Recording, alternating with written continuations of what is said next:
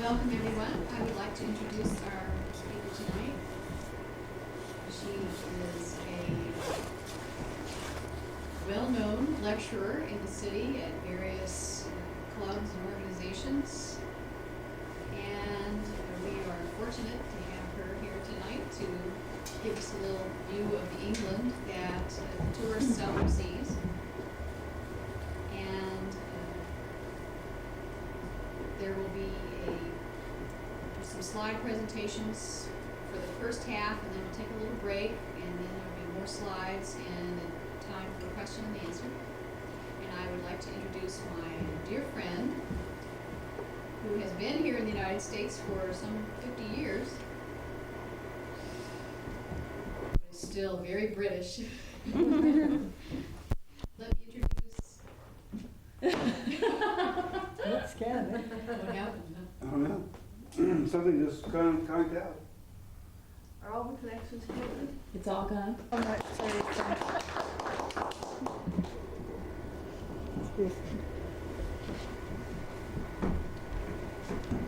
Stay there, I'm ready.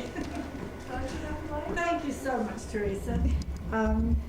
Well, as you know, I am Vera Everhart, and I'm so delighted to be here, and I do thank you for inviting me to share this time with you. Of course, as you know, I am English, and I have another English compatriot here, and I hope you'll enjoy these slides. They are rather different. You won't see any of the really spectacular ones of London, not tonight anyway, and you'll see some things perhaps that may be a little strange to you, but you will see some things that just the everyday life of England. And I do hope you'll enjoy them, and enjoy them with me. Come with me on a trip, and just go along with me. And if there's anything you'd like to ask me as you go along, please do. Don't hesitate to stop me, because I'm very good at going on, and I can catch up where I left off very easily. So thank you. Let us start, and I'll tell you as I go along what. Well, all journeys, of course, start with a plane these days. And I decided I'd start with this one. This is in Prestwick in Scotland. And there was no covered way to get out to the plane. You had to go across to the tarmac. And so we'll start with this. This is Prestwick, not too far from Glasgow in Scotland.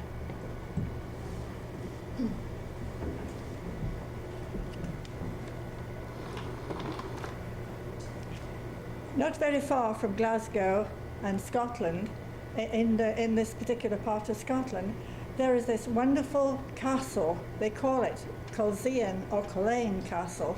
It is not really a castle. It's not old enough to be a castle, but it's a wonderful piece of architecture, and it overlooks the sea. And if you look at the three little windows on the second floor there, this, perhaps some of you may remember or have heard that after the war, the Second World War, the Scottish people gave General Eisenhower, who was then General Eisenhower, a castle in Scotland. Well, of course, actually, they did not give him a castle, but they did give him an apartment in there, and those three windows are the apartment yes? When you say it's not old enough to be a castle, when did they stop building castles? When did they stop? Building. Well, I suppose it was what, 18th, 17th century, I think. It has a wonderful collection of all kinds of swords, Scottish dirks and shields in there. And the gardens, I would like you to notice the gardens. So you're rather north here. I should have shown you the map really before we started. And usually these kind of bushes and trees and plants do not grow in the northern hemispheres up in this particular part. These gardens, by the way, were laid out in the 14th century. And they've been going ever since. How old was that castle? It was built in the early 1800s. And the interesting thing about that, the building, it was built by a family named Kennedy. And they were no relation to the American Kennedy. But a few years ago, all the heirs were extinct, and it was left with nobody in England or in Scotland to take over this place. And they did find a very distant relative, of all places, was living in America, in New England. So Kennedy went right back to being the owner of this lovely place. You can see the palms, which are very unusual in this particular climate. The bridge you see there was built by the Romans. So there's a lot of history here. Would you like to comment on the difference between the way the Americans use the word garden and the way the British do? Yes, a garden to us, of course, is a flower garden or a vegetable garden. And you could have a herb garden too, of course. I think Americans call it a yard, don't they? A yard, of course, to us, it would be a paved yard. It would be a cement or mostly paved, because they didn't quite understand when I used to write when I first came over here, you know, and I would say, well, I was in the yard, and they said, well, what do you mean? You can't grow things in a yard? But of course, it was a different thing, you see. There is a difference, of course. We've come a little south now. We're in the lovely fell country, which is in northern England, not too awfully far from my home. And it was in this area, which is now belongs to the National Trust, that Beatrix Potter moved and lived there for the rest of her life. And she had a number of acres there. I'm not quite sure how many acres that she had, but it was up in this lovely part of England and she loved it. She wrote a lot of her stories there about Peter Rabbit and yes. What did you call this part of the land, who it belongs to? The National what? There is part of this belongs to the National Trust. What is that? Well, the National Trust was an organization that was founded after the war, and it's specifically to preserve some of our buildings. And, you know, one of the things that always upset me was so many things in America are torn down. And, you know, for posterity, it's very hard sometimes to, especially for children in school, and say, well, this is the way it used to look, and this is a picture of it. So they decided in England that with all our history, that as many things as they could, and with what money the government allowed, they would preserve some of the buildings. And that's what the National Trust is. And they've done a wonderful job. Of course, they can't you know, preserve everything. But there are many acres that belong to the National Trust, and buildings too. Lancashire is the northern county where I was born. And this particular park was quite unique because this man had a great passion for holly trees, any of you who are gardeners. And he loved holly, and he had holly from all over the world. And this is part of the park. His name at that particular time was Mr. Williamson.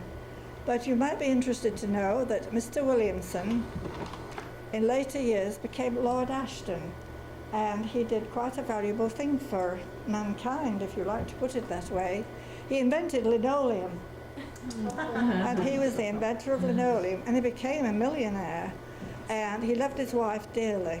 And when his wife died, he built this memorial, which is now called the Ashton Memorial, because he became Lord Ashton. So when you think of linoleum on your floors, it was Mr. Williamson who invented linoleum.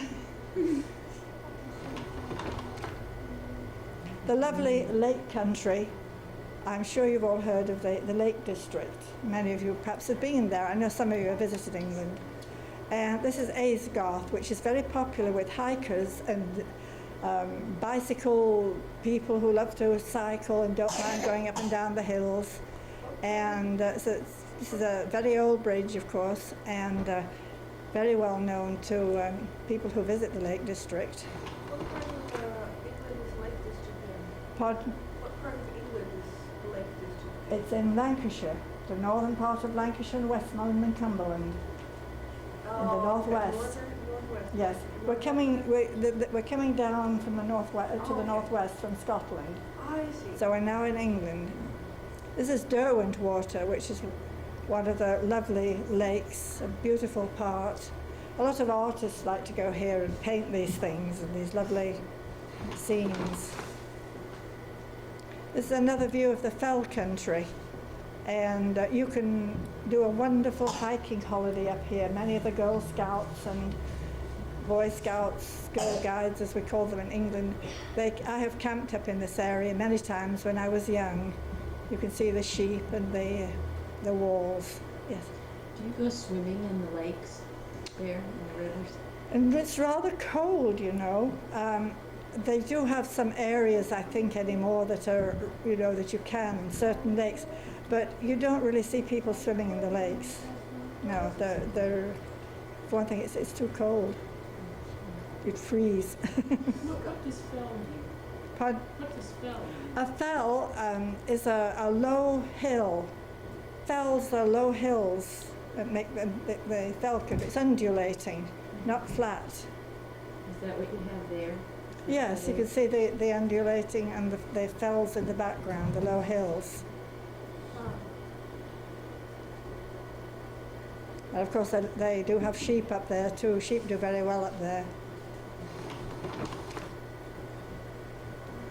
My father had a friend who was a retired colonel from the Second World War, and he had seen a lot of action in North Africa. And when he retired and came home after the war was over, he wanted a place that was peaceful, quiet, and lovely. So he bought this house and this ground and created this very nice garden, which he dearly loved. There's another part of the fell country, and you see the river down below. And you will notice that the fields have hedges and are divided into sections. They're not all open as they are here. You'll find that many of these have stone walls. Oh, that's what we're seeing there? Yes, Stone walls. yes, that's right, the division.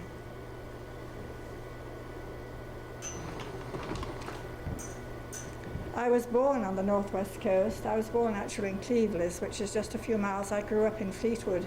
This is Fleetwood on the Irish Sea, on Morecambe Bay, and it was here in 1937, and underneath the lovely walk there, that I was presented to our present Queen, who is now Queen Mother, or Queen Mum, and King George VI in 1937.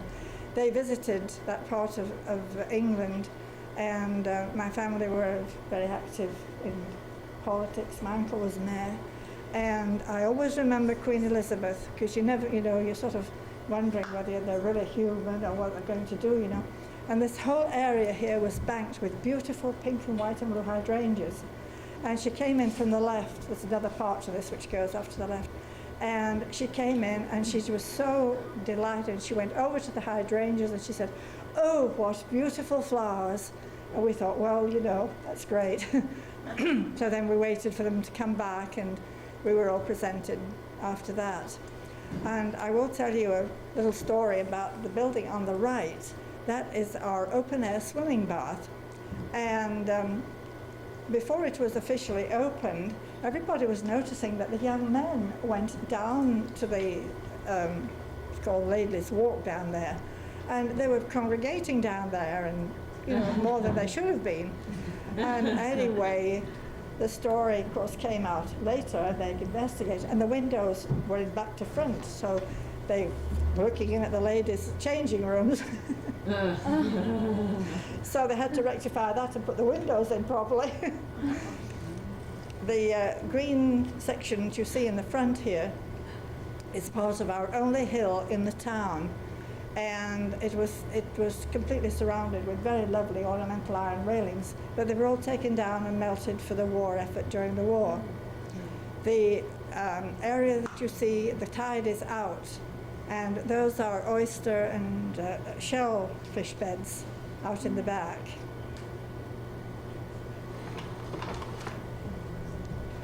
You'll find lots of lovely gardens, and lots of roses, of course. England is very famous, you know, for its roses. They grow beautiful roses there. This is just round the corner of my home, and which we will see.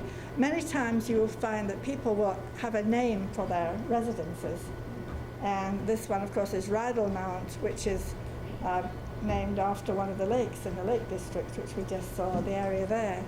The roses were just beautiful when I was there. This is my home in England. And it's quite nice, quite large, and of course it has a brick wall around it. If you go in the front door there on the right, you'll come into an entrance hall, and there's a staircase going up to the big window up above, and it's a very comfortable house.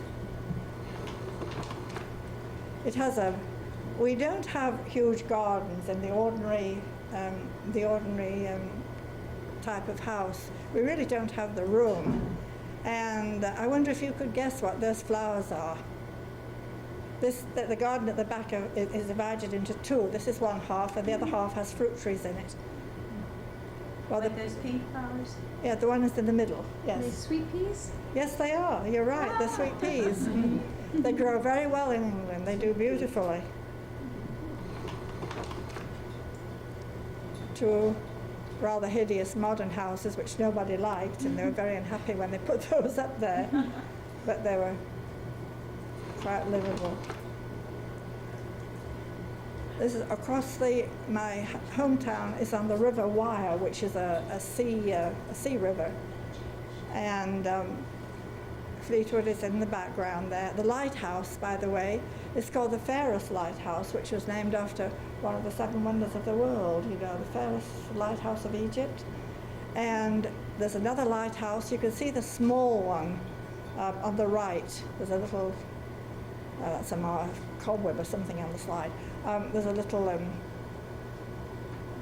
on the right, just that last building there. And that's another lighthouse. And the ships can't come down there until those lights are in absolute line with one another. And it has to be dredged quite frequently because the sand silts the channel. And you go over there in a ferry, and funny name for this little town, this little place, little village. It's called Knot End.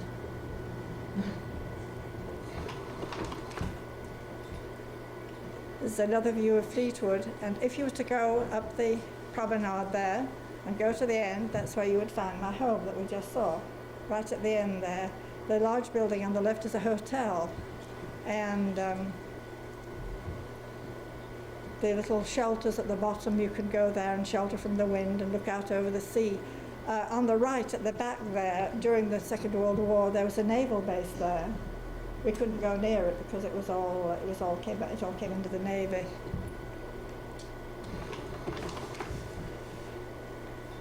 Well, we've left Fleetwood and we've left the north. We shall skip around a little bit. And we're in Leicester, which is in the East Midlands.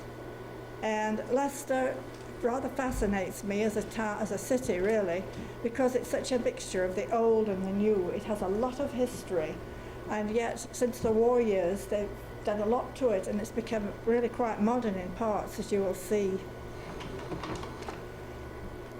Well, that got to the wrong place, I think. Dear me. We have not quite left the north yet. That got in the wrong place. There is a place in just on the edge of Scotland and England, and it's called Gretna Green.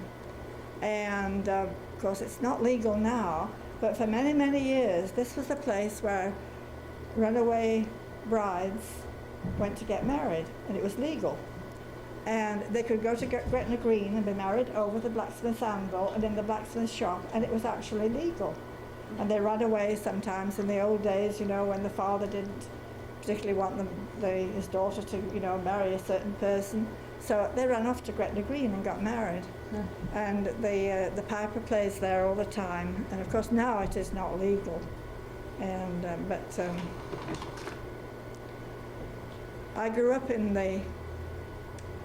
almost in the shelter of a Norman castle. This was built by King John in 1100 and something. It's in a wonderful state of repair, and it has since been turned into law courts. And there's also a part of a prison there. So when you think of this being built in 1100 and something, and still in use today, it's rather amazing, really. What is a prison? Pardon? What's a prison? A prism. Oh, a prison. Prison, yes. And there's part, it's very large, has many parts to it. And even the battlements at the top are in wonderful condition. They have to do very little actually to it. I took my son into the courts when I was home. I took him home for a whole summer a few years ago. And of course he'd never seen anything like that. He saw the judges in their wigs, and he saw the red robes, and the man who was being tried at the time, he was very nicely dressed and a very nice man apparently. But the judge said, "I'm sorry," he said, "I cannot do anything for you." He said, "After all, you blew up a warehouse." So We're excited. Is it typical of a real castle to have small and few windows?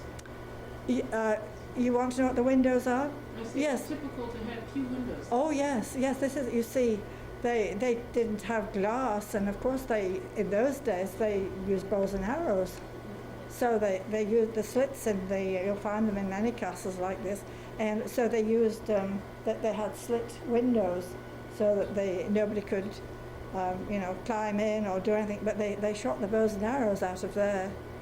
How did they get light inside? How they get what? Light. Lights. Light. They used torches, sort of tar, with the sconce thing in the wall. They've got them in there, and that was the only thing they had for light. Is that very smoky? And yes, well, I'm sure it was. And they were very cold, and they wore lots of clothing, and of course they had massive fireplaces too. And of course, the stories of the Yule log, and they would warm the places with those. And but some of these walls are like 9 and 10 feet thick. Really? Oh yes, yes, very thick walls. No wonder it's still up. Yes, so many of them are. They're not all that thick, but some of them are very. And you can see the portcullis, and the portcullis was if you know what probably you don't. But the portcullis was a gate that came down over the main door, and added more protection. Would this right here be as thick as that wall?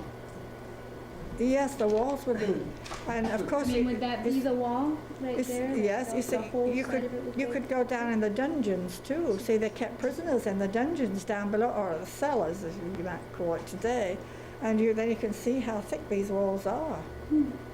Extremely thick. Yeah.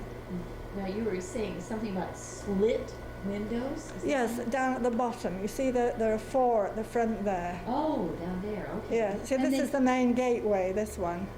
They didn't have any glass or any covering, it was just open. It's just open. So how much of this, let's say this is what, 20% of the whole castle that we're seeing here, or? Oh yes, you're just seeing, this is the main gateway. And there's a lot more to it. You can go up on the battlements. And I've cycled around there and sat in that doorway so many times, sheltered from the rain. But so some of the castles, as you can imagine, are they're falling down and not in a great state of repair. But some of them are. Warwick Castle is another one which is in marvellous condition. And my father was born on the site of the Battle of Hastings. And Dover Castle is in wonderful repair. So there are some that are really great to visit. This is the other. I think I told you that my father's friend wanted this garden, and when he came back from the war, and this is the other part of the garden. And it really is, it's very peaceful, it's very lovely, and he really enjoys it, and he has somebody to do the roses and things, but that's a typical little piece of English countryside. I think Carolyn would agree to that. Does it look like England, Carolyn? Yeah. Of course it does.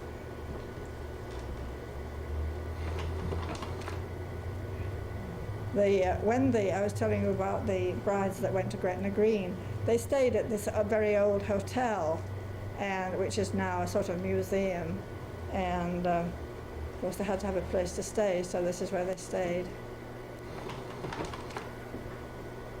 I was going along one of the roads in the car, and I saw this lovely old church, which is about 300 years old. It was just sitting there all by itself.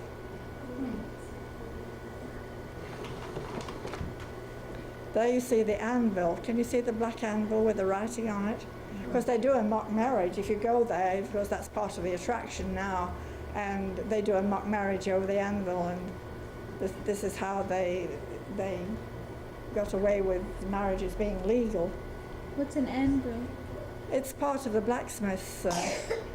The blacksmith has an anvil, you know, when they shoe horses and things like that, or make iron spikes and things like that. And why does that constitute a legal marriage? It isn't now. It's But not. I don't understand what do they have them in churches also, or oh, an anvil is what you hit. Yes, what you hit. You see, you had to in those those days. To say, You see, they're holding hands over the anvil, which is part of the blacksmith's tools, sort I of thing. see. And when you get married in a court, you have to do that, or something. Oh, this was a very special I place. don't understand. It's okay, never mind. It was Well, a that's very the place where the girls go to get married illegally, right? Right. well. They Or did. it used to be legal. Yes, Now it it's used to be illegal. legal, but it is not And it's legal a anymore, I blacksmith assure shop. you. You can't go to Gretna Green and get married only in a mock ceremony. And of course people like to do this, you know, they think it's a great deal of fun to get remarried over the anvil. But no, you can't go to, and it's not legal at all anymore. But it was for a long time. Did a minister come when they No, were the blacksmith. No, the blacksmith would do it. blacksmith married you. And it was symbolic, what, like yoking horses together or Right. something? Is that like Right. the symbol? Why did it I can't imagine why the blacksmith. As I told you, you probably see things that the tourist really seldom sees on these slides. So we have a question, why did they use the anvil? Well, it was the main part of the blacksmith's tools, and And that's it what was he used. impedimenta, yes, really. I thought you'd like that. This also is close to Gretna Green, and the bell that's a bell. It's from a ship, I think. I don't know which one, but that also is very old, almost like a castle, but it's. I think it's got some sort of county offices in it now.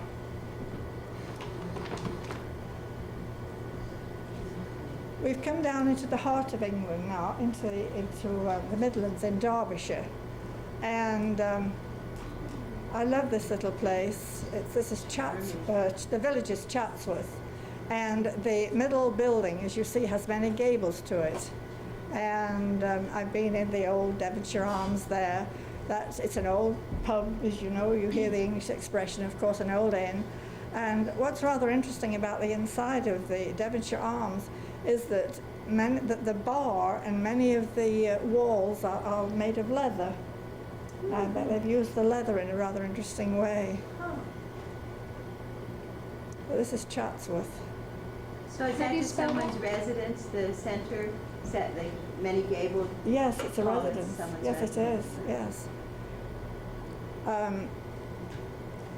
These are the grounds of the beautiful house that belongs to the Duke of Devonshire. This is Chatsworth. And you could go here and really enjoy it. The grounds are just wonderful. One of my cousins, who was a soil scientist, did quite a bit of research and training here. And when we went there, he said, "I must show you something," he said. And you'd never guess what he showed me. He thought it was really great. He showed me a grove of tulip trees. He said, "Don't you have these in Indiana?" I said, "Yes." I said, "It's the Indiana state tree." And they had them here, of course, at Chatsworth. And they do a lot of research. They do a lot of things for agriculture and research for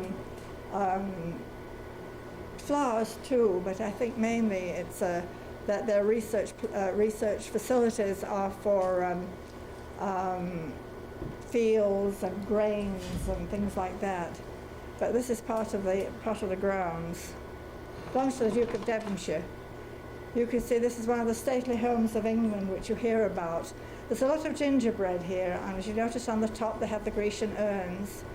And you can go in, of course, and visit. The grounds are just lovely. And they have some wonderful furniture and paintings and many historic things in there. And you can go in and that's another view from the upstairs of the beautiful residence. The gardens are just lovely. And the old bridge, by the way, it's very old. I think it's about 400 or 500 years old, and you get a lovely, excuse me, you get a lovely view there of the English countryside. Are those hedges in the very front area? Pardon? Green? Pardon? Are those hedges in the front area, that lighter green? Yes, it's. I think it's either box yew or yellow privet. I'm not sure. So I took that. I was quite high up when I took that out of the window. Are all those grounds that we're looking at tended, or is it just this garden down here? No, well, it probably is gone over quite a bit down to the river. Yes, they do mow that. You can see the squares, and I'm not sure how far the ownership of the Duke of Devonshire's property goes, but that all belongs to the Duke of Devonshire. It's very peaceful. It's very lovely. And as I said, I was quite high up when I took that actually from the window.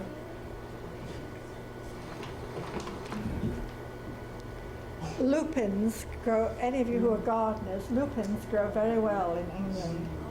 And I don't know what's quite focused. Let me see if I can get that a bit better. A bit perhaps. These were just beautiful. And these particular gardens where these lupins were, before the Second World War, they were all covered with glass. It was a wonderful display of all kinds of rare flowers and shrubs. Well, during the war, of course, they couldn't find anybody to take care of it. So the Duke decided that something would have to be done, so all the glass was taken away, and now they're all open gardens. I think lupins have wonderful colours.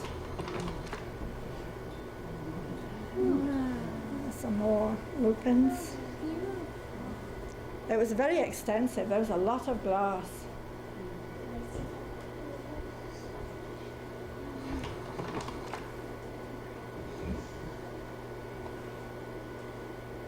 Backwards. Gracious. That slide is in backwards, but it doesn't really matter. There's a wonderful canal system in England. The canal system was started by a man named James Brindley in the 18th century.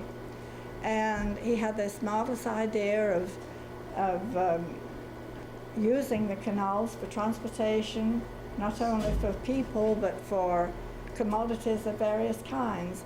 And these canals are linked from the north of England almost to the south, and the Midlands as well. Of course, nowadays, these barges on the, I think that's called the Kingfisher, and these barges can be rented.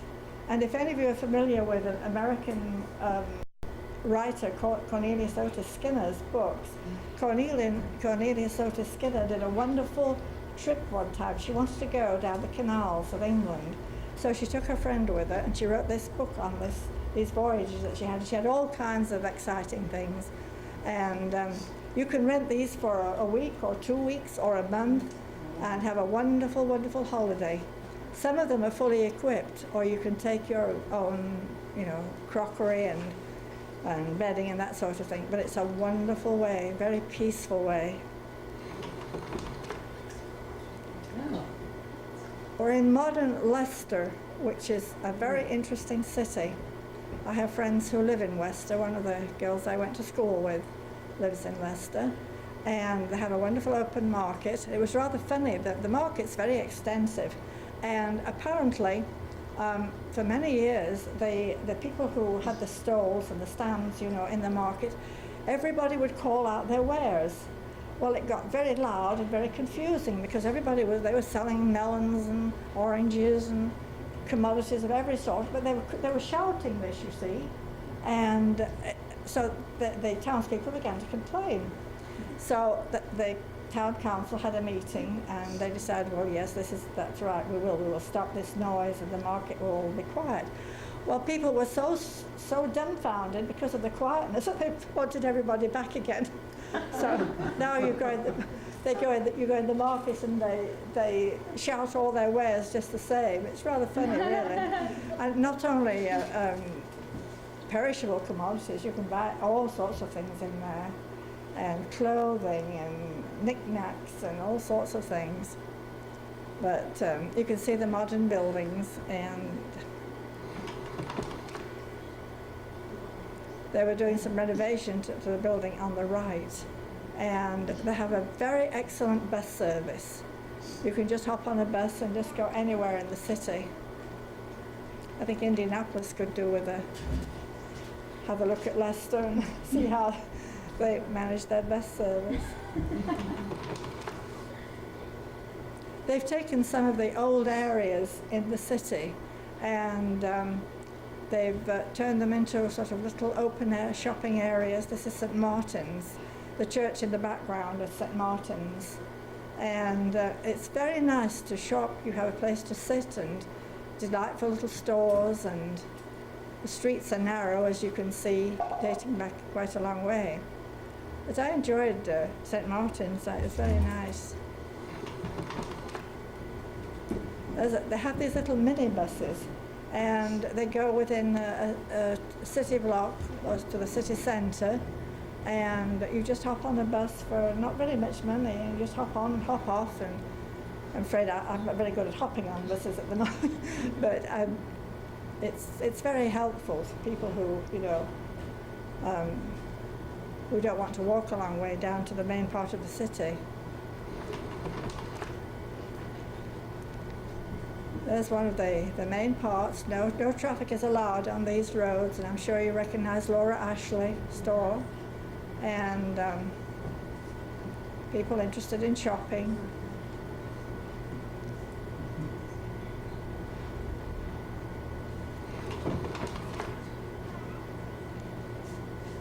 We're in the part of the old medieval city.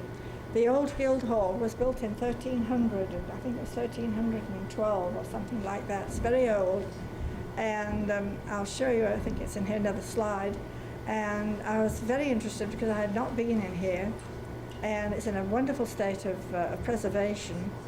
And it goes back to when the people were brought in from the streets and there for just minor crimes, like stealing a loaf of bread or something like that. But they were put in prison, in those days. And down in the basement,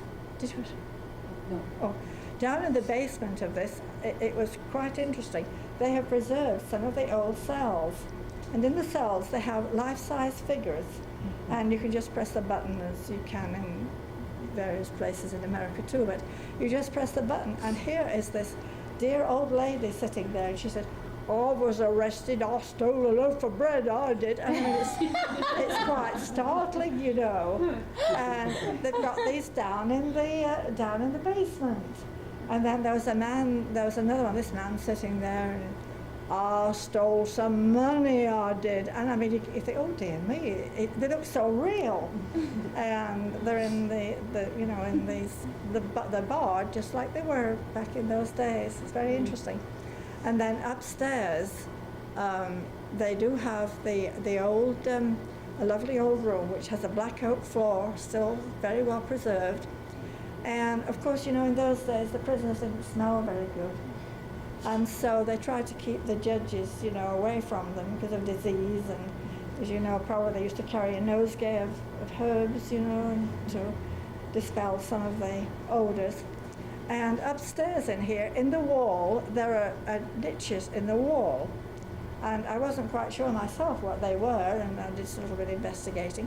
And they used to bring the judge in on a chair, something like a sedan chair, and they would bring him into the court, and this chair went back in these niches so that he wouldn't touch any of the murder-wells that were being tried and had been arrested. It's really interesting. You know, there wasn't very much sanitation in those days.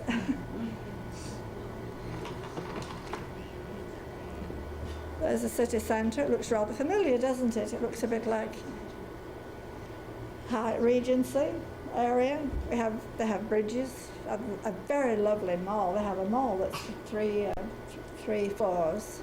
Very modern, very nice.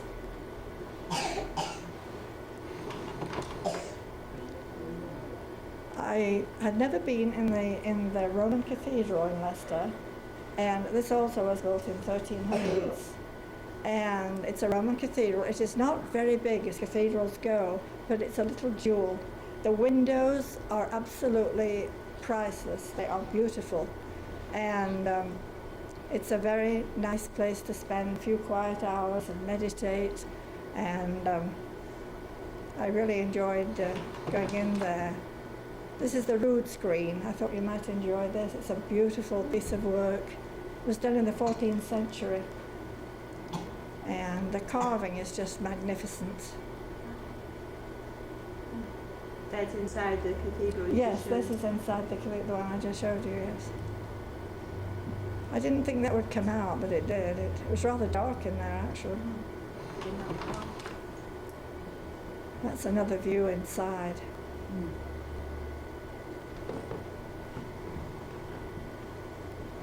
Be careful, sweetheart. That is the tomb of Richard III, where he's buried. King of England, killed at Bosworth Field in this county, the 22nd of August, 1485. Buried in the Church of the Greyfriars in this parish. That's the church we just were looking at? Yes. A lot of people don't know that Richard III is buried in Leicester. That's another view of the cathedral and the side of the Guildhall. I was telling you about this room with the marvellous black oak floor, and that is it with the windows up above. I don't know when the windows were put in, possibly sometime in the 16th century, but it's just as it was in those days. Wonderful state of preservation. What kind of windows are those? Black? Those are leaded windows, yes. And there's So a big you room. can't see in, but you can see out? You can How's see that out, work? yeah. But You can't, can you see into it, or is it? well, it's upstairs. I don't know. You can see the bottom windows there. That's another room down below. The room I was telling you about is the one upstairs there with the small pane windows there. It's quite a large room. You go in from the other side. My friends live in this very pleasant house, and I enjoyed it. I enjoyed it so much. It's very interesting that so many of the houses, they're very keen on their curtains. They love curtains at the windows. They have beautiful curtains. And that's the main entrance at the front. There's an entrance hall as you go in. And I've known the lady who lives there since I was 5 years old. So we had a lovely reunion when I went there. You might be surprised to know that many of the buses have television, so that you don't miss your favourite soap opera. Really? And also, of course, their stores do advertise their sales and things like that. So the driver, of course, was sitting behind the screen there, and I said, "You don't mind if I take a picture?" I said, "They won't believe me in America." I said, "They've got television in the buses." He said, "No, I don't mind." Very interesting.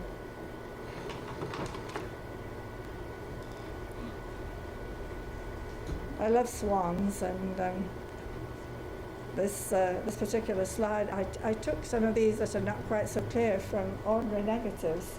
I took them in and had to put on slides, so they don't come out quite as clear. But you know, swans are a protected bird in England. They're not like Canadian geese. No, the swans. Young cygnets.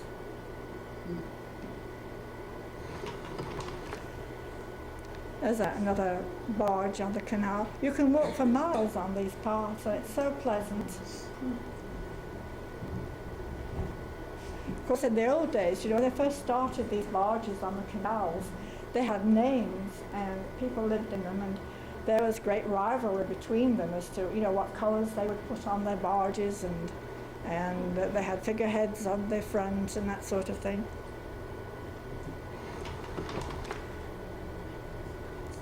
That's quite a large one.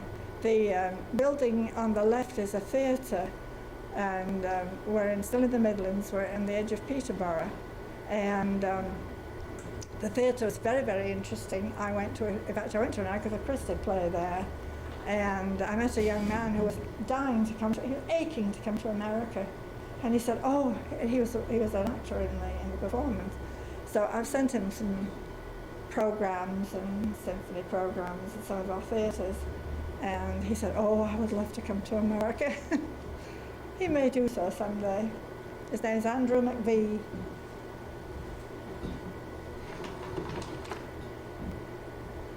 That's another view from the canal, just if you remember or know anything about Doomsday Book, you'll remember that there was a 3-field system that was started so that the farmers did not use one field all the time to grow their crops, and they had to rotate in this 3-field system. So they were very, very observant, very good even in those days about planting, and where there's water in England, you almost always find a life belt there in case anybody falls in the water. More barges, they see more swans on the river.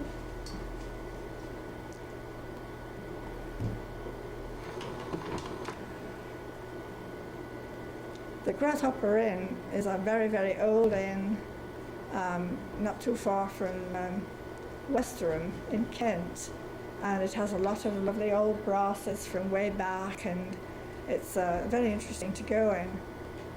Free house means, if you wonder what free house means, it means they don't have to serve one brand of beer. They can serve other brands in there if they wish. Mm-hmm. And that's a privilege that has to be granted. The Tudor Rose is a great favourite of mine, not too far from Winston Churchill's home. The lady on the right is my cousin, who is no longer with us now. And you can go in the Tudor Rose, and I assure you can have the most wonderful cream tea that you ever tasted. Mm-hmm. You can have wonderful scones with piles of Devonshire cream and strawberries, and all the cups and saucers in it have thatched cottages and English scenes on them, and you sit at the table and enjoy a wonderful cream tea. It's one of my favourite places. Is this still Leicester? No, we've left Leicester. We're in not too far from where Winston Churchill was born. We've come down further south from Leicester. What city is this, Elise? Pardon? What city is this? This is not a city really, it's a town. It's called Westerham. And we found these little cottage type homes, and we thought they were so clean and so sweet, so I took a photograph of them. This is in Kent, the county of Kent. There are 47 counties in England. Did you know that, Carolyn? No. They're in groups. There's the North counties, the Eastern counties, South counties, Midland counties, and then the Lake counties up in the north, which we've seen.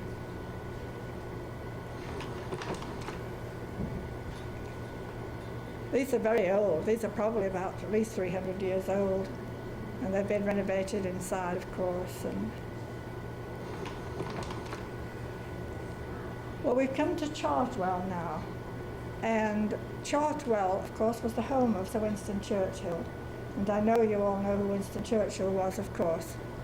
And this particular house, this is where he raised his family, and he lived there. And it's built in three different periods. It's a very lovely place. It is now National Trust. The Friends of Winston Churchill and decided that this had to be a place of, history for people to visit. So the Churchill family were very willing to do this, and you can visit this. And this is Chartwell. The half figure on the left is my son. really enjoyed this. I took him home for the whole summer. And the balcony, you see the people standing on, that's where Winston Churchill spent his last years. And he reclined on the long chair when he was failing very fast, you know, at the end. And that's where what his favourite place was. There's a lake on the right with black swans on it, and he loved it so dearly. This is Sir Winston's library and study. He was not very fond of the painting, which was done by a Canadian artist, but I thought it was quite good myself. And he's written most of the books in there. And you notice that the pink chair is quite large, because he was quite a large man, you know. So he had large furniture. And this is the library. This is in the older part of the house.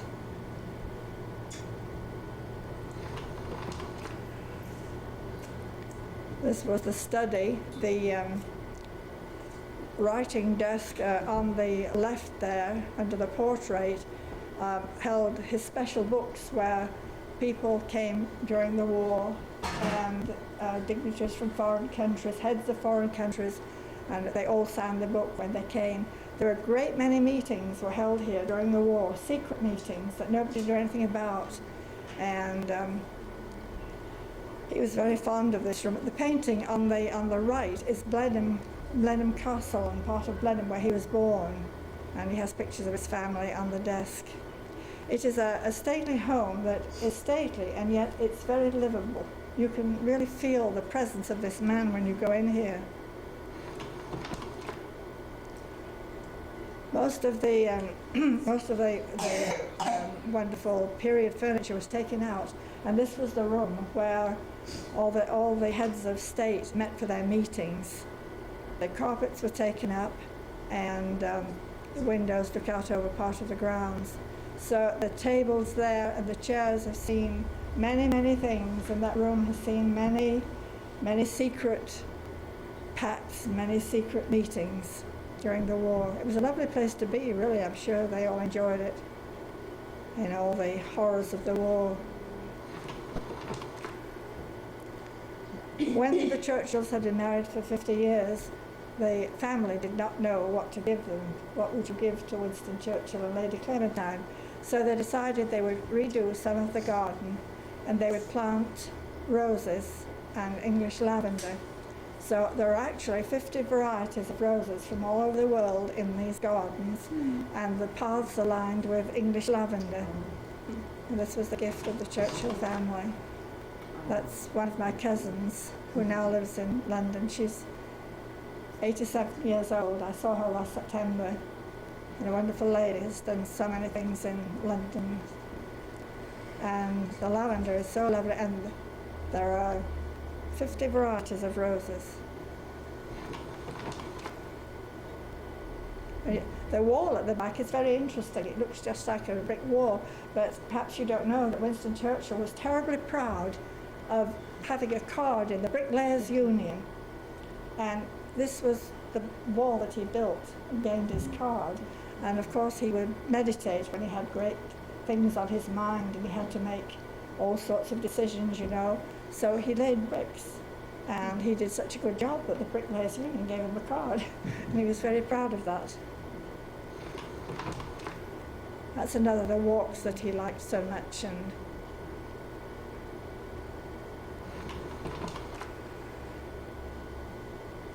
this is the main drawing room of Chartwell. The carpet is Aubusson. It's a very pleasant room, but very livable. It's not overdone. It's a very pleasing room to be in. This is Lady Churchill's bedroom. It's very simple. You notice the steam heat, and inside the canopy there under the bed there's a big pale sort of greyish pink big rose, ruched rose in the middle. Very simple, but very, very pleasant.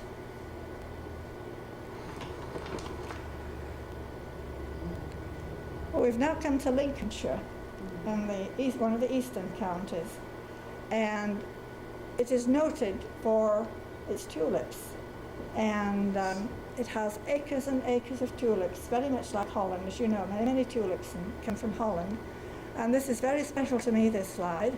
If you look toward the right corner there, that was when my husband proposed to me during the war.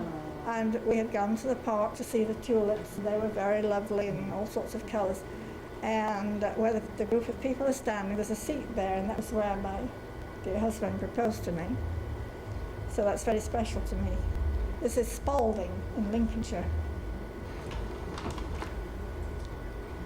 You'll see many, many types of tulips and lovely flowers, and the colours are just wonderful. They call it Little Holland.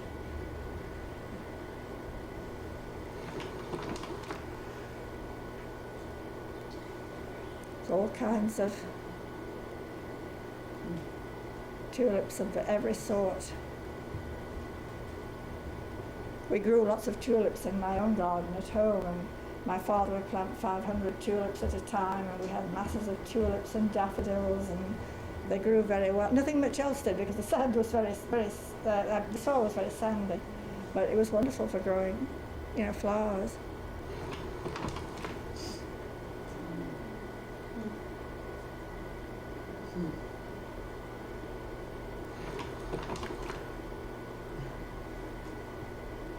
Quite lovely, aren't they? I love the yellow ones. I like yellow tulips.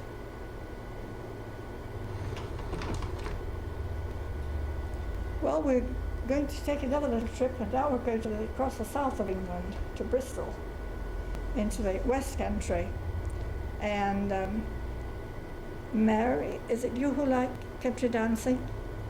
I thought you did, that's why I put this in. These are Morris dancers, and they dance outside the Abbey. Is Bath Abbey, and in the summer the Morris dancers come out. They have several troops of them, and they do all sorts of Morris dancing, the old country dancing from way back in medieval times, and you can just go and watch them as they're doing there. And I did some Morris dancing when I was young, and I loved it. Salinger's Round and Here's to the Wedding. I don't know whether you know any of those. They brought some of them over to America, but it's a nice way to, it's very nice to spend a few hours there and watch the dancing. There you see the girls in there.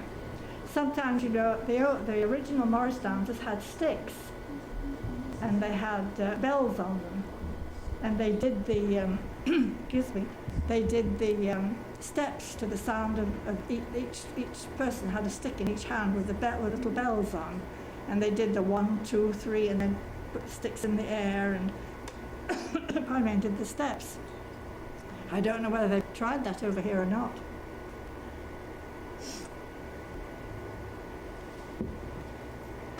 That's in front of Bath Abbey. My half-sister lives in Bath, and of course our maestro, Raymond Leopard, he grew up in Bath, and this is his part of the world, which he dearly loves. His brother lived not very far away from my sister.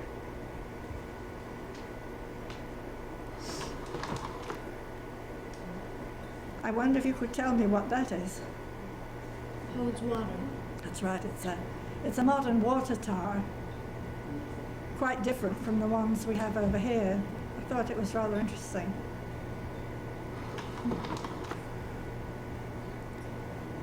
Now we're going to see some lovely old villages, and I want you to particularly notice the thatching of the roofs. After the war, thatching had become almost a lost art, and there was nobody to do it. So the Queen and her ministers decided that something would have to be done. So they re-established the Royal School of Thatching. Of course, in the old days, the thatching was done mainly with reeds and... Is it weaving? Pardon? Is it a type of weaving? Yes, that it they is. do? Yes, it's extremely skillful. But nowadays, to make it last longer, it's very expensive to have it done today. But if you're able to do it, they mix nylon with it, and the nylon makes it much more substantial, and it will last longer. this little village, oh, excuse me, go ahead. How long does it take to do a thatched roof like the Oh, a curved long one, time. It's a very, very skilled thing. And in the old days, they said it lasted about 10 years. But, and of course they can do patterns with it, as you will see. The church is Norman. That's an old Norman church there in the background. A very lovely place for hikers to come to.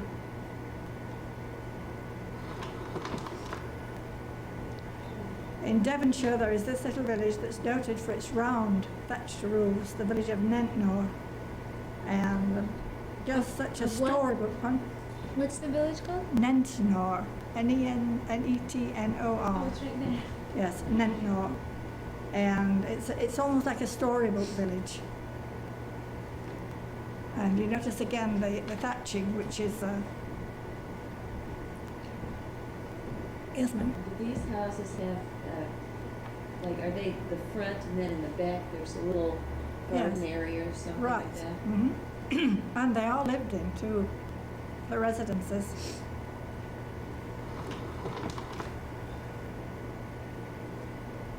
That's a very good example of Cotswold stone. And it was empty, as a matter of fact. I'd love to have bought it. But I don't know who it belonged to, but very interesting old house.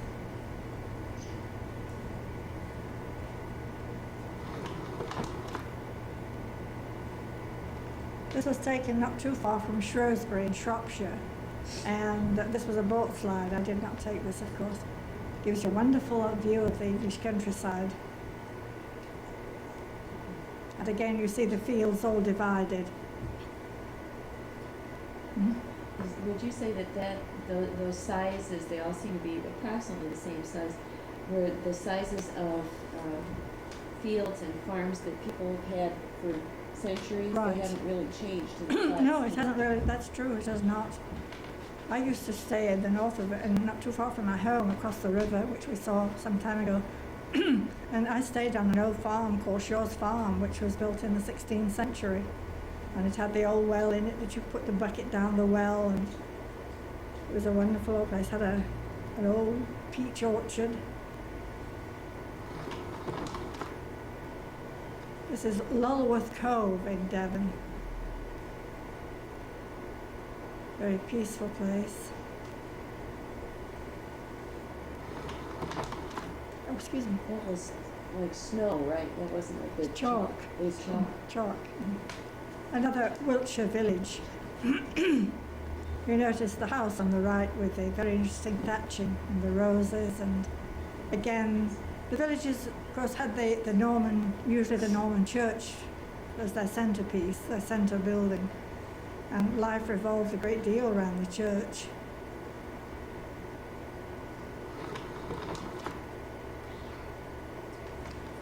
We are now in the northeast of England. Durham Cathedral has a wonderful, wonderful front there, wonderful view.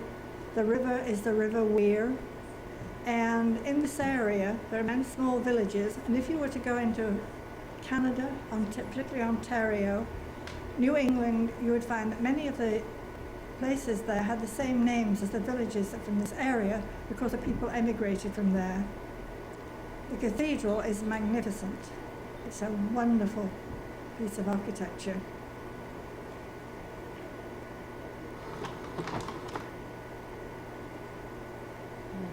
Do you know what that is? And can anyone relate to this? Roman Yeah. wall, Pardon? Roman wall. Yes, it is. Of course, you've heard of the Great Wall of China. Well, this is Hadrian's Wall, which runs across the north of England for 74 miles. They've had to do some protecting because people were taking pieces of it. You know how tourists do these things. So it's some. Oh, I beg your pardon. But it's somewhat protected. And of course, there were places all along the wall where little forts where they protected themselves from the Picts and the Scots, and there are many battles of all sorts.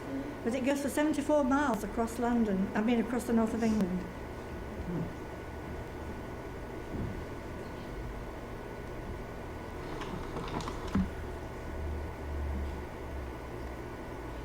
We've come across the south of England now to the south western part of England, and this is a lovely fountain. This is Brighton, and Brighton has a great deal to offer. It's a great watering place, it's a holiday place, but very, very nice. And incidentally, the maestro of the symphony here, just outside Brighton, is Glyndebourne, and I had heard of Glyndebourne and been through Glyndebourne when Raymond Leppard was conducting orchestras there before he ever came to America. It was in this area. Now you would wonder what this was doing in England, wouldn't you? It doesn't look very English, does it? Well, our king at that time was George IV, and he loved things Oriental. He loved anything to do, he loved lotus designs. So he had this passion to do something and bring the East to England. So he built this amazing palace, and it's called the Brighton Pavilion. For many, many years, it really belonged to the throne, and many of the things inside it were stored at Buckingham Palace and other places elsewhere. But of course they have the minarets, as you see, and the special towers, and it's quite a shock really when you see it, you know, and come upon it in England. The inside is absolutely marvelous. This is one of the rooms in the palace. Priceless things in there. And if you notice the lamp fixtures and many of the designs, you'll notice the lotus design. It's always intriguing to me that people can conceive of things like this, let alone execute them. Yes, yes, really. Okay. It's really a very amazing.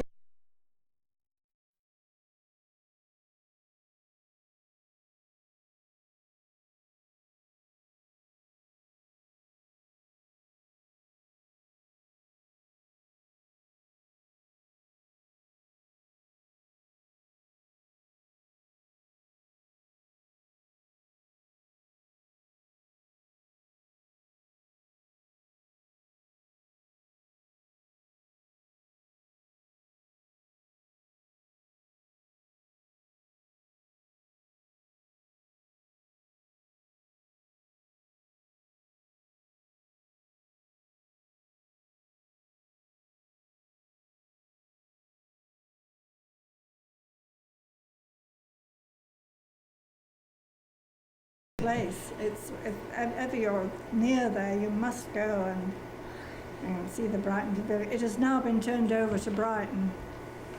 The Queen, they had a very big ceremony a few years ago, and a lot of the beautiful art objects and things were given back to Brighton. So it does belong to the city now. You know, in those days, of course, the king left London in the summer and went to his royal palaces and places, and he took his whole entourage with him, and of course all the servants went as well. This is just a corner of this massive kitchen, and they took everything with them, and so of course all the people who went had to be fed too, so there were hundreds of rabbits and hares and all sorts of things. And this is just a corner of the kitchen. It's amazing.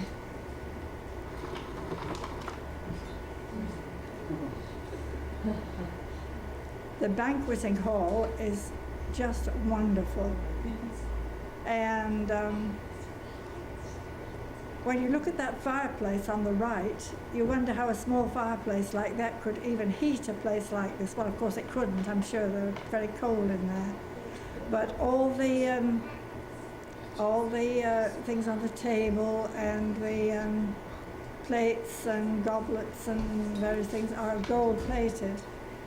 And you can go in here, you can walk through, and it's an amazing place. Some of the things on the wall are silk screened and just beautiful. Again, you notice the lotus design in the chandeliers. It's a wonderful chandelier. When the Queen visits, or any royal personage that wishes to go there, they do use this room on very special occasions. The music room is very, very lovely.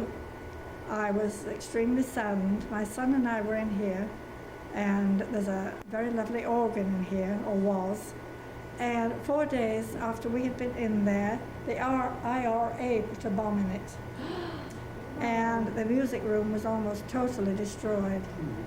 And it was just 4 days after we had been in there. And it's very sad. Of course, it's been, put together again and redone, but I don't know whether it would still have the charm that it did, in its original state. It's very sad. And there is the king who built it. And I found it very interesting. I was in our art museum some years ago, and I was astounded to see this portrait, or a copy, in our art museum. So I went to the curator and I said, I'm amazed to see that portrait. I said, the last time I saw that, it was in the Brighton Pavilion. And he said, well, we knew there was another one, but he said we really weren't too sure where it was. He said, we thought it was somewhere in London. I said, no, it isn't. I said, it's in the Brighton Pavilion. And so they sort of looked into it. They were very, very interested in this. And how it got to be, I really never did find out how it got to be in our art museum. I don't think it's there now, because I think they loan things out. And So which but king he was, is this? pardon? Which king is this? This is George IV. He's quite a dandy. He loved clothes. He loved very fancy things, as you can see by. The Norfolk Broads remind one of Holland. Again, you see the canals, you see the windmill. You can rent the little yachts and the boats and spend a very delightful vacation in the Norfolk Broads.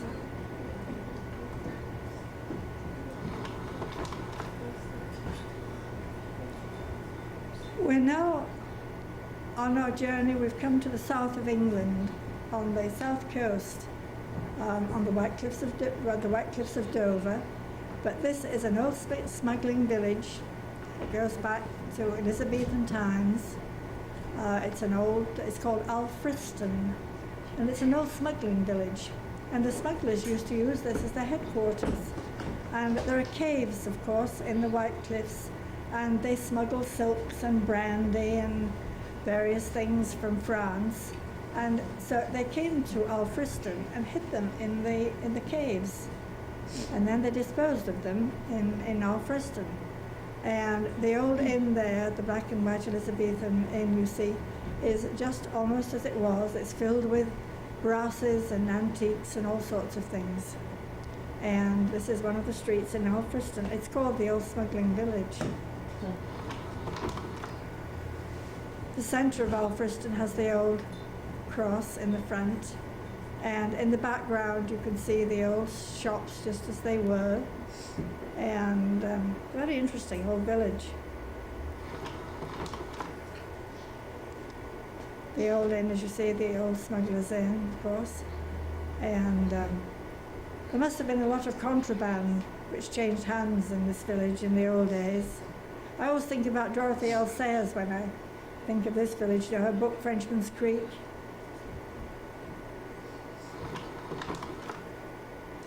And there you see Mr. Wood, the butcher, with all the meats and the poultry hanging in the window, and I don't think they allow it now.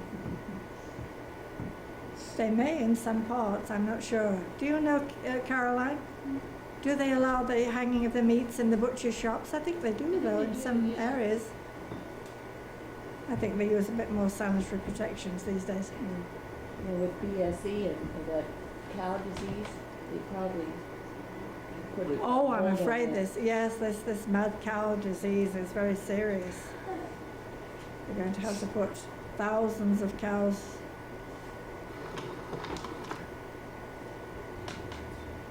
Not very far from Alfriston and is the Long Man of Wilmington.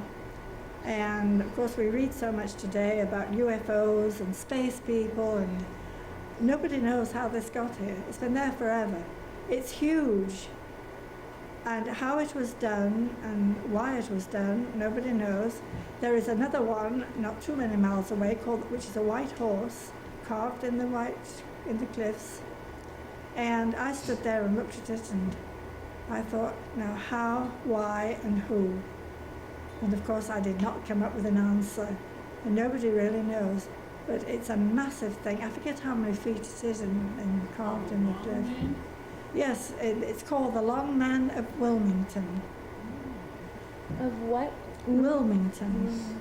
Yes, the So Long is Man. that rock, or is that a hillside? It's chalk. What is It's it? chalk. It's in the chalk cliff. It's in a chalk cliff. Chalk cliff. It's carved, yes. Like there's chalk underneath? Right. Solid chalk. It's amazing. I stood there, I could not believe it. That was quite a distance away when I took this slide. What county is that? Wilmington, Sussex. Sussex? Yes. How long did you say it had been there? Well, it's been there forever. Nobody really knows how long it has been there. They have no records. It's just been there, and that's it. Of course, nowadays, the UFO buffs, they say, oh, well, it's space people came and did that, you know. Well, they have the same things in Central America, South America, in Yeah. Peru. Yes, They have those same things that's that are right. huge, tall like that. Yes. They have no idea how they got there. It would have had to have been, well, they have all these different theories. Yes, they do have different theories. And the other one is a huge carved white horse. Yeah, I've seen that one. Probably have seen pictures of it. Mhm. The Long Man of Wilmington, you don't really see many pictures of. It's amazing. And it's, when you see it from, the distance, which is a long way, it's so perfect. And the two staves on each side. Perhaps it was done by space people, who knows?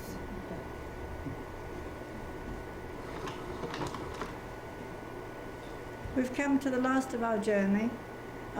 This is in Devonshire on the south coast. This is lovely Clovelly. Many Americans love to come to Clovelly, and you ride up the street. If you don't want to walk, you can come up the street on a pony. It's very, very old. As you can see, the old buildings, they almost meet, in fact. And it's one of the joys of tourists to come to Clovelly in Devon. And we're back with our plane. And I hope you've enjoyed this part of our journey.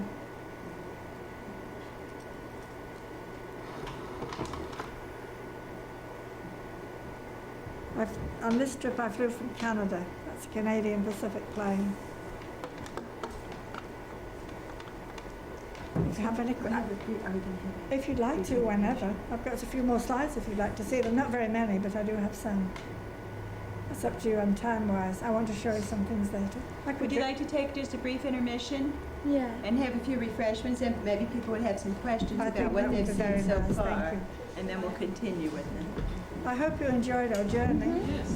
We did indeed. So many things we've never seen before.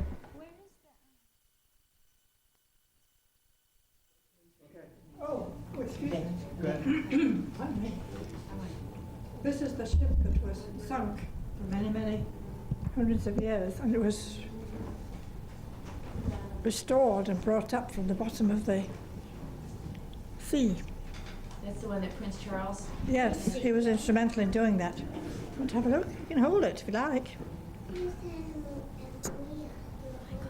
They do such a wonderful job with this. It's Buckingham Palace. Linen. What is that place? Buckingham Palace. It looks like Congress. I've used some of these at the State Fair, and the one on Shakespeare is quite good too. I had this at the State Fair. It was on TV, and everything. I did an exhibit on Shakespeare at the State Fair.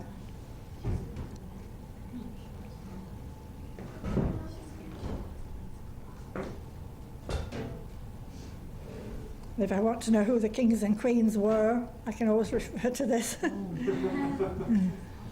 Schools have used this. Good evening, sir. And of course, I couldn't let the evening go without my flag. The Union Jack, made of 3 flags, you know. Now, why do they call it the Union Jack? I'm not, you've stumped me. I'm really not quite sure. I think it has something to do with the Navy, probably. The Union would be the Union of Scotland. Yes, that's right. The Union of Scotland, Ireland and England. I think that's what it is. St Andrew. And you said this was a Cross of St George and the cross of, and St Andrew, St Patrick. And I was hoping my English friends would enjoy this, the English breakfast. Which consists I enjoyed every one I had. Pardon?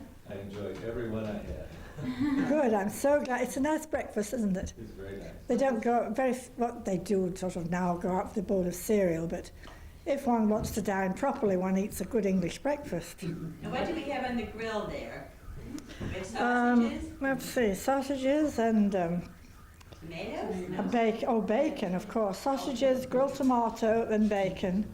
And of course marmalade. No breakfast is complete without marmalade on one's toast. I like this one too. These are English cheeses. oh, All that's kinds of neat. cheese. No American cheese compares. Really? No, really. It's true. Cheeses are wonderful. Do they sell English cheeses here Yes. in any of the stores? Yes. Well, there used to be a wonderful store on the market years ago that had all sorts of English cheeses. And this one, I know Carolyn will like, fish and chips. Oh. And they have these. I'm going to show you this. Liverpool, of course, where the Beatles came from. And Gracie Fields, my family knew Gracie Fields rather well. She was a great actress, and she was born in Lancashire, Blackpool Illuminations, which they have 7 miles of lights. Wonderful lights of all sorts and along the promenade there. And tripe. I saw some tripe in a store the other day. I couldn't believe it. But I didn't. What is it? Well, it's the inside of an animal's paunch, I think. Intestines, isn't it? Tripe is Stomach. stomach. Stomach. But this is a very nice one. I have a large collection. I just brought these to, to show you. You can have a look at them. You're welcome to. As I was saying, I like to use these for schools. Just pass them around if you'd like to. Because you can wash them, and you don't have to say to the children, please don't touch that, So I enjoy them. I've got all sorts of things that I've taken to the schools. I have the regiments and... Cow heels.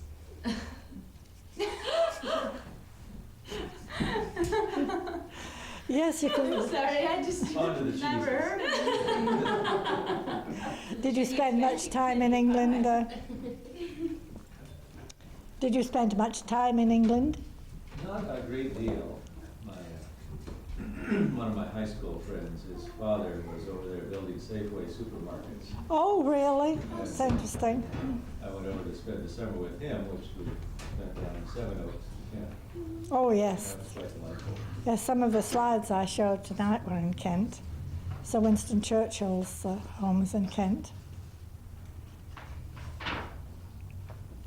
There's one thing you know about England, you don't have to go very far to see something. Because we're such a small country. Actually, we're only the size of Indiana and part of Illinois put together. It's amazing. You think how small it is, really. But you can just go a few miles and... You mentioned the brasses a couple of times. Yes. In the pubs.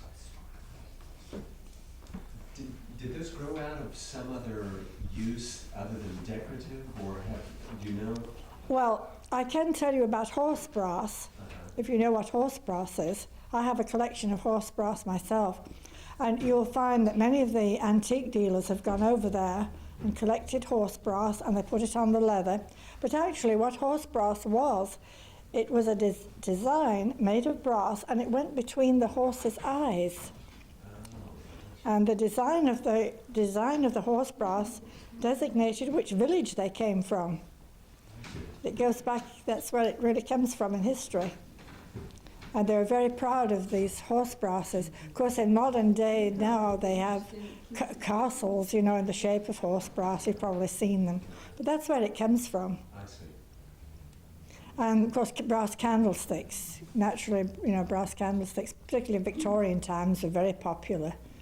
And there are many brass pieces, brass cauldrons and brass kettles, and which required a lot of cleaning, unfortunately. Well, I've seen a lot of brasses hanging on walls, Mhm. and I wondered if they had some other Right. use originally. But those that you see on a narrow strip of leather, and there's a little sort of loop on the top, you know, and then there's the piece of brass. Those are horse brasses.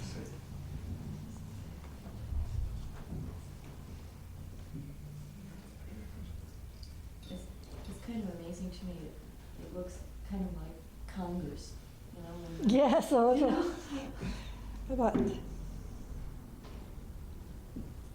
fine. You can look at them.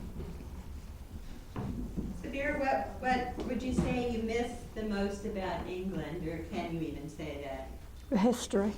The history? Yes, the historic places, the old churches. I've always been one for going in churches, and I did a lot of cycling when I was young, and wherever I went and there was a village church, I was in it. I went. And, excuse me, just north of where I live in Heysham, which is on one of the maps you'll find, a little town there, and is a little church of St. Patrick. And of course legend has it, and it may be true, I don't know, where St. Patrick first set foot in England from Ireland. And they were doing, it's right on the edge of a cliff, and they were doing some excavations not too many years ago, and they discovered stone coffins from way back in Saxon times and early times. But that's where St. Patrick is first supposed to have set foot in England, was in Heysham. I love history, and always have, and I love geography. I don't love math. That certainly is not one of my things, I tell you. But I do miss the... when I first came over, I did miss some of English food. But, of course, Americans love to eat, you know, and particularly people in Indiana. I was in New York with some friends up there a few years ago, and they said, all we can think about Indianapolis is they've got more restaurants and everybody likes to eat in Indianapolis. Yeah, it was funny, really. But I'm kind of surprised. I thought it was sort of countrywide. Lots of restaurants and... I was surprised when they said that. But I came over on the Queen Mary, if you're really interested, and I came over with 2,000 women, 600 babies, and David Niven. Actor. Really? David who? David Niven. He was a well-known actor. And it was one of his first voyage. And What year was that then? Pardon? What year was that? 1946. I've been in this country, it was 50 years, February the 10th. I wonder where that 50 years went sometimes. But I love America. I mean, America's got some wonderful things, and I'm so glad that they're beginning to really preserve some of the things that they're now doing. And they should, because as I said at the beginning, you know, you can show children in a book and say, well, this is the way it was, or this is the way it is, you know. But you need the real thing sometimes, so that they can feel and they can see and what it was really like. Because America has a wonderful history. Short, but very, very good. And I've learned a lot. When I first came to Indiana, I really wondered where I was coming. But it's amazing how you know, how America has grown and improved. And look at Indianapolis. When I first saw Indianapolis, it was a terrible place. It was dirty and horrible. And I'm really proud of our city now. I think it's wonderful. I think we've done a wonderful job. And the downtown is such an improvement. It was dirty and horrid and no flowers, no beauty. Now we've got some beauty in our city, you know. So, America's a wonderful country. I love it dearly. I did a talk for the bicentennial, and it had quite a lot of, you know, history in it. Perhaps the one, if you still would like me to do the other one that I do next time, it has the places, many places in England that have great association for America in England that people don't know anything about. If they do, they're forgotten, you know. And there's, of course, that's where law came from, isn't it? Britain and American law. Well, if I can answer anything else, I will. And I have one question about this with monarchs. What does it mean, the different houses? well, sometimes there were various countries were involved in the marriages of kings and queens. Mm-hmm. And so they took very often they took the name, particularly like Hanover, which was from Germany, and Normandy, of course, with the French.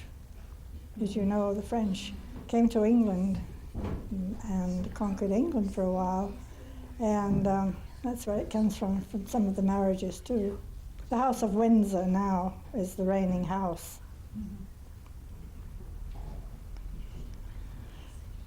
Are there any more questions? Well, If you have time, I could run those few, but perhaps if you'd like to leave them for another time. I don't want you to be too awfully late. I think There's just a few, there's not very many. It's up to you, dear people.